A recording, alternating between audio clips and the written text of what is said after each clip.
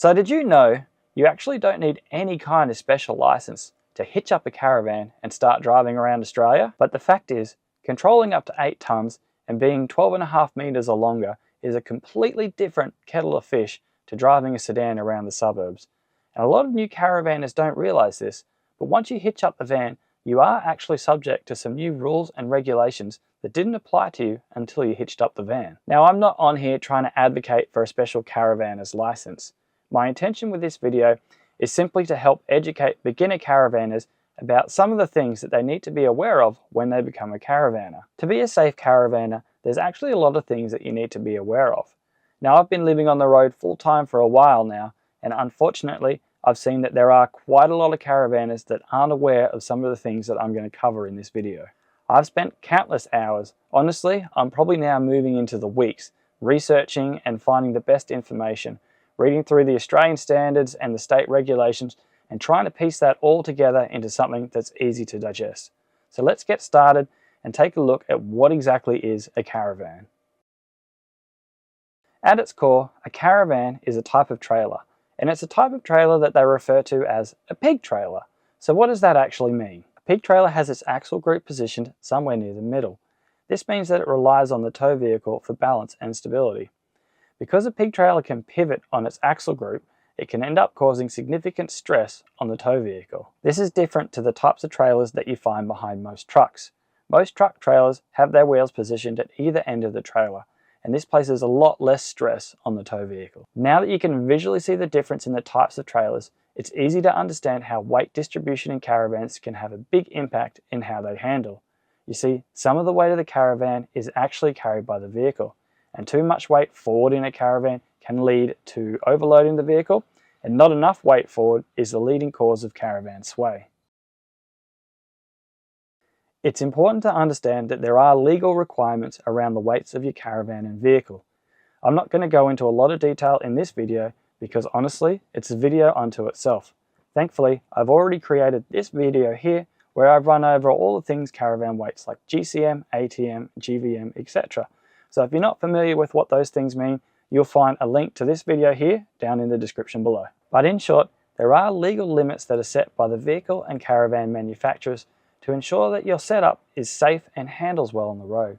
Exceeding these limits can make your setup unroadworthy.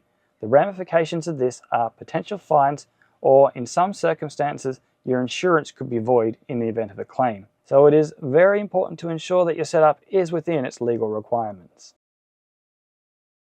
In my opinion, the number one weight that you need to pay attention to is your tow ball mass, or more specifically, your tow ball mass percentage. That is, how heavy your tow ball is relative to the aggregate trailer mass or total weight of your caravan. There's a general consensus here in Australia that we should be targeting a tow ball mass percentage of around 10%. Now, this is actually stated in the vehicle manufacturers' manuals of some popular Australian vehicles like Nissan. Now, I know there's a lot of people out there that disagree and argue with that. I see it every time I do a video touching on caravan weights. But let me give you some real-world experience to help back up this idea. I operate a mobile weighing service as we travel around Australia. And yes, I have weighed 2 clients that have come in just under 8% on the tow ball mass percentage, and they've told me that they've been traveling for years and haven't experienced any caravan sway. So it is possible to be on the lighter side on your tow ball mass percentage. But let me tell you this, many of the clients that contact me because they've been experiencing caravan sway. So when we go out and weigh their setups, in every situation where a client has experienced caravan sway, I've found that their tow ball mass percentage was below 8%. So we made some alterations, brought their caravan's tow ball mass percentage up, and they all call me back after and let me know how much better the caravan is handling.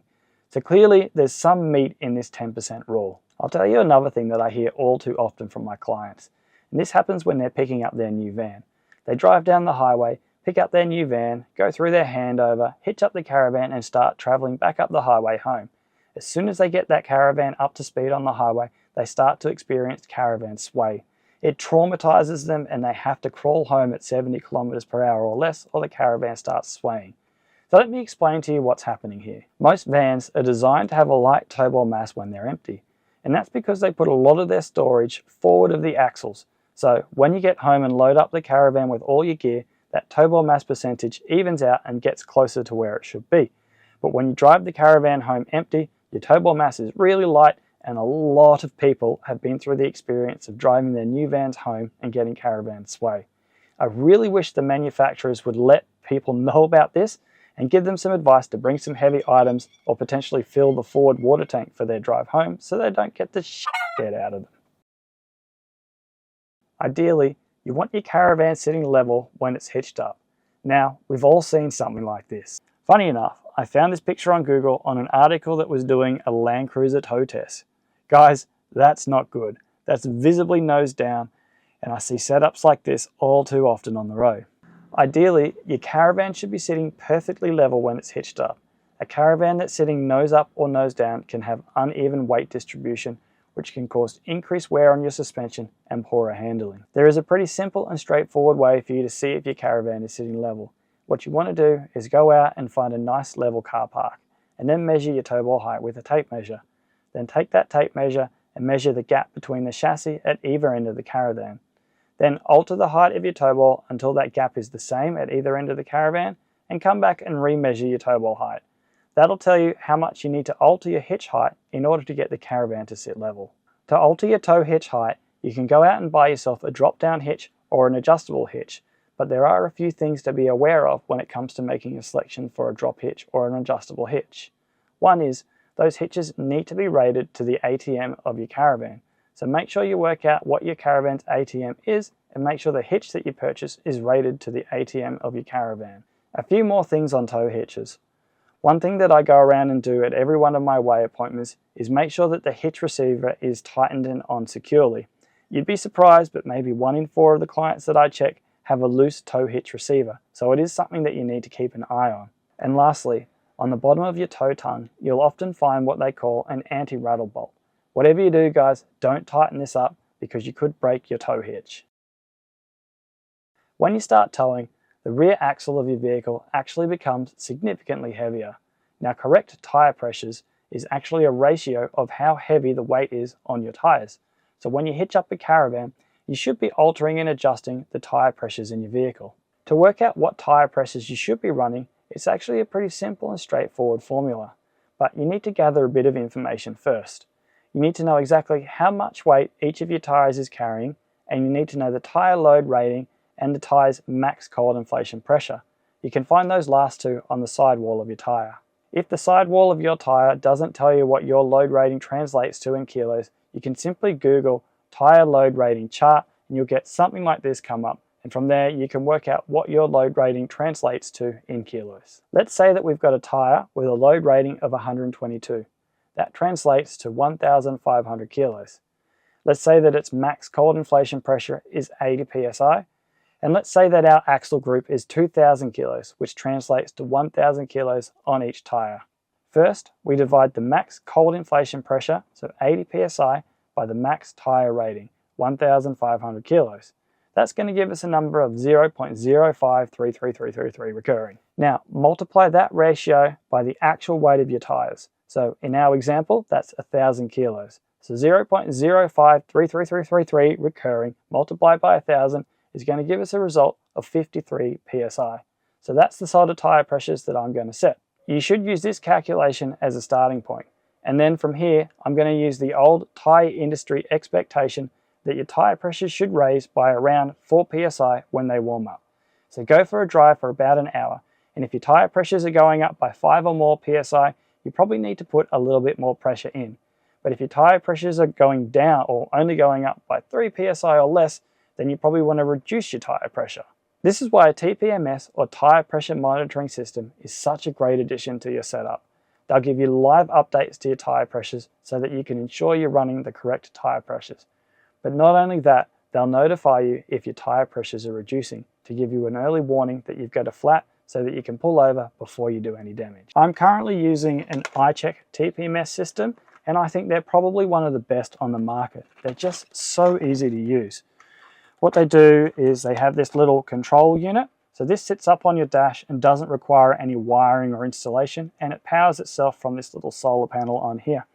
So what you do is you set your correct tyre pressures, wander around and install these little sensors, and then you simply turn this unit on, and it's going to automatically set those tyre pressures as its benchmark, and it's going to give you a warning if you go up above 25% or down below 15% of that benchmark. It's such a great little unit. We actually sell these on our website at www.svetos.com.au. You're going to want to get yourself an 8-pack if you've got a single axle van, or a 10-pack if you've got a dual axle van. In Australia, a breakaway system has to be fitted to any caravan that's over 2 tonnes.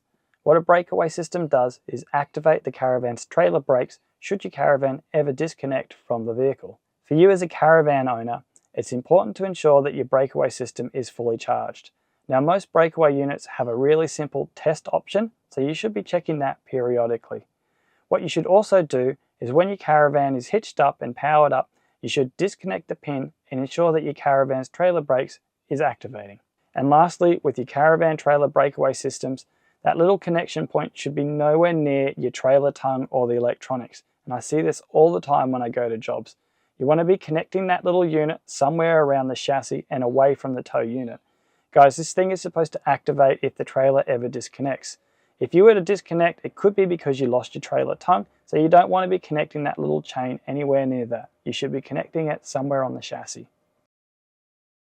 There are some things that you need to be aware of when it comes to safety chains. The chains themselves have to be rated to the caravan's ATM, but your caravan manufacturer should get that right for you. But these are some things that you're going to be responsible for yourself. If you've got 2 chains, they should be crossed underneath the tow hitch. This is to create a cradle. Guys, it's a little embarrassing, but I can tell you from personal experience that this actually works. Once when I was leaving a caravan park, I forgot to push the little pin in on my DO35. We went over a speed bump on the way out and the caravan came straight off. I can tell you that the caravan tow hitch was actually caught in that cradle, and that prevented any damage to my tow hitch. So it is a really good idea to make sure you're crossing your chains. Your chains also need to be connected using an appropriate connection. If you're using a D-shackle, it's got to be rated to the ATM of your van. According to the Australian standard, only one connector can be used, so no using multiple D-shackles to give yourself a bit of extra length.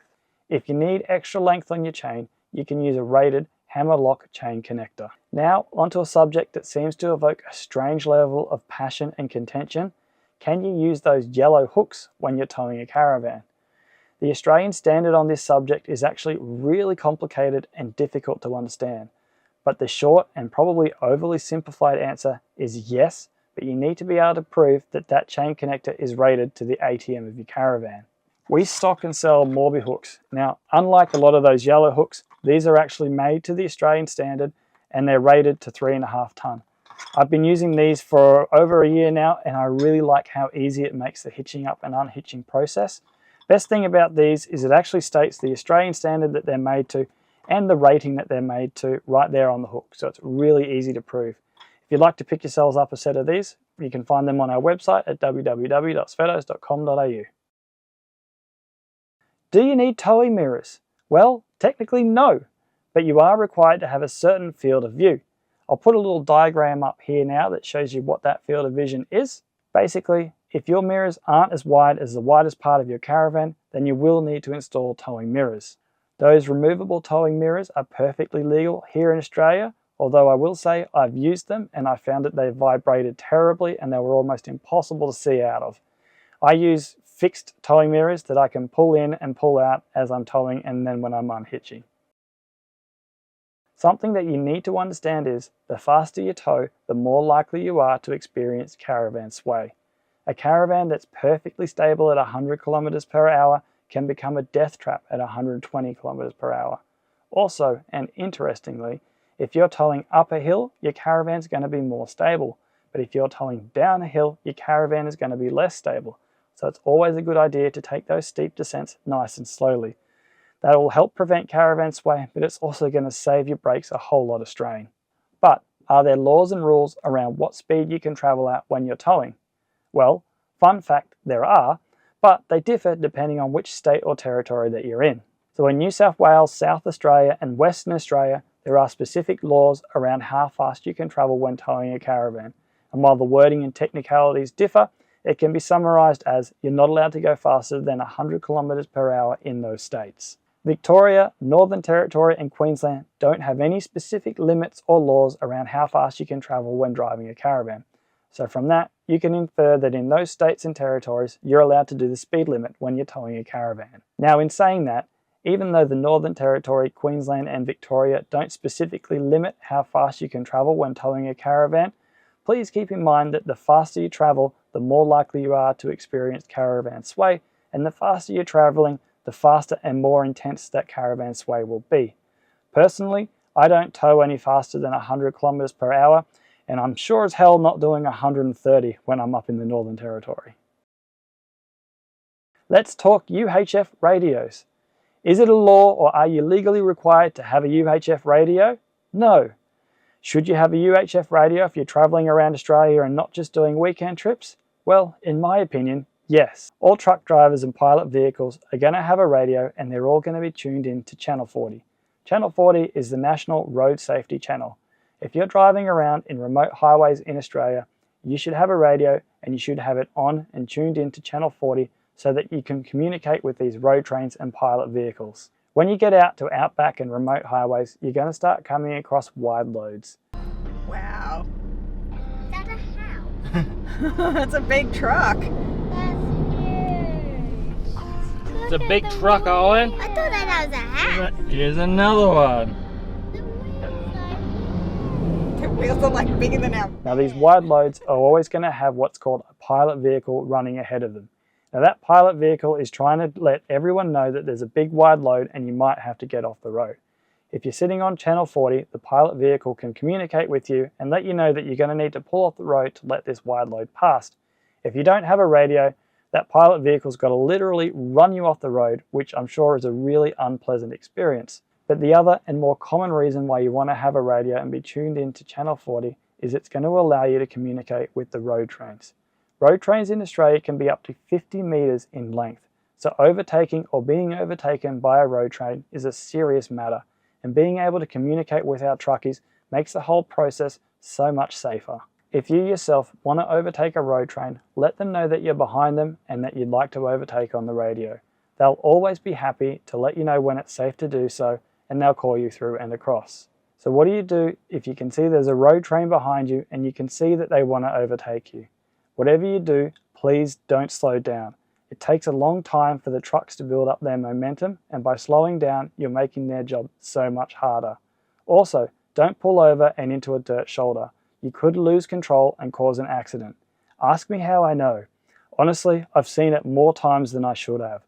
All you have to do, guys, is maintain your speed and let the truck driver know that you're on Channel 40 and you want to help them overtake. Then, when the truck starts overtaking, once they're in that outside lane, we can back off our accelerator to make the overtaking process a bit quicker and safer for the truck driver. Guys, that's it. It's that simple. And trust me, the caravanners really appreciate it when they meet responsible caravan owners who've got a UHF radio and know how to help them to overtake. So, did you know that for vehicles over 7.5 metres in length, which you will be if you're towing a caravan, there are actually legal requirements in most states and territories as to how much distance you're supposed to leave between you and the vehicle in front of you. That distance is 60 metres and it increases to 200 metres in areas where road trains are in use. There's actually an easy way to estimate the distance between yourself and the vehicle in front of you. What you want to do is find a sign somewhere up in the distance. When the vehicle in front passes that sign, start counting in seconds. You want to allow at least 3 seconds, which at 100 kilometers per hour equates to about 83 meters. For 200 meters, it's the same method, but you're going to want to allow 7 to 8 seconds. That should equate to at least 200 meters between you and the vehicle in front. Now for some more opinion-based and potentially more controversial thoughts on caravan etiquette. Fact is, us caravanners are probably the slowest vehicles on the road, which can cause some frustration for other road users. It's pretty common for people to want to overtake us caravanners, and there are some common sense considerations that all of us caravanners should have, but unfortunately, in my experience, that common sense just doesn't seem to be that prevalent out there. Let's start with an easy one, overtaking lanes. Often on outback highways, you'll get an overtaking lane every 5 to 10 kilometers. The purpose of that lane is to allow the faster drivers to overtake the slower vehicles.